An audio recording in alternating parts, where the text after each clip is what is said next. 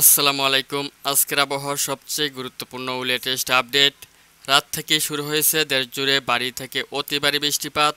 ভারী বৃষ্টির ফলে রংপুর, ময়মনসিংহ ও সিলেট বিভাগে বন্যার সম্ভাবনা।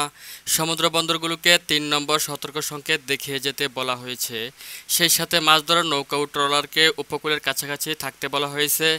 এদিকে পরবর্তী ২৪ ঘন্টায় দেশের উত্তর ও উত্তর পূর্ব অঞ্চলে রেকর্ড পরিমাণ বৃষ্টির সম্ভাবনা জানিয়েছে বাংলাদেশ আবহাওয়া অফিস। আজ ২৯শে মে ২০২৫ রোজ বৃহস্পতিবার। কেমন থাকতে চলেছে পরবর্তী ২৪ ঘন্টার আবহাওয়া পরিস্থিতি এবং কোন কোন এলাকায় ঝড় বৃষ্টির সম্ভাবনা রয়েছে ও এই নিম্নচাপের ফলে বৃষ্টিপাত কতদিন থাকতে পারে, চলুন এক নজরে জেনে নেওয়া যাক। তার আগে এই ভিডিওটি কোন জেলা থেকে দেখছেন তা কমেন্ট করে জানিয়ে দিন।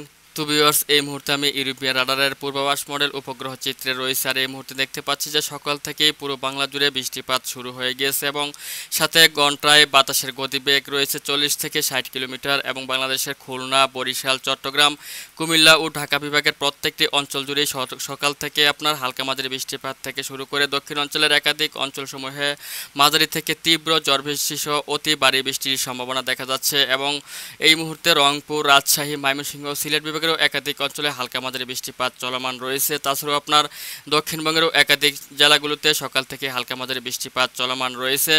তাছাড়া আপনার আজ দুপুর থেকে পরবর্তী ২৪ ঘন্টার মধ্যে পুরো বাংলা জুড়ে মাঝারি থেকে অতি ভারী বৃষ্টির সম্ভাবনা জানিয়েছে বাংলাদেশ আবহাওয়া অধিদপ্তর এবং উত্তর বাংলাদেশের রংপুর, ময়মনসিংহ, সিলেট বিভাগের প্রত্যেকটি অঞ্চল জুড়ে অতিমাত্রায় ভারী বৃষ্টিপাত সহ ভারী বজ্র বৃষ্টির সম্ভাবনা জানিয়েছে এবং নিম্নাঞ্চল ডুবে যাওয়ার একটি সম্ভাবনা জানিয়েছে বাংলাদেশ আবহাওয়া অফিস। তো ভিউয়ার্স, চলুন আজ দুপুর থেকে পরবর্তী ২৪ ঘন্টার মধ্যে কোন জেলাগুলোতে কী পরিমাণ বৃষ্টিপাতের সম্ভাবনা রয়েছে জানিয়ে দেই। তো ভিউয়ার্স, দেখতে পাচ্ছেন যে আজ দুপুর থেকে পরবর্তী ২৪ ঘন্টার মধ্যে সর্বোচ্চ বৃষ্টিপাতের সম্ভাবনা রয়েছে এদিক থেকে আপনার সিলেট, কুমিল্লা, ঢাকা, চট্টগ্রাম এবং বরিশাল বিভাগের কিছু অঞ্চল জুড়ে।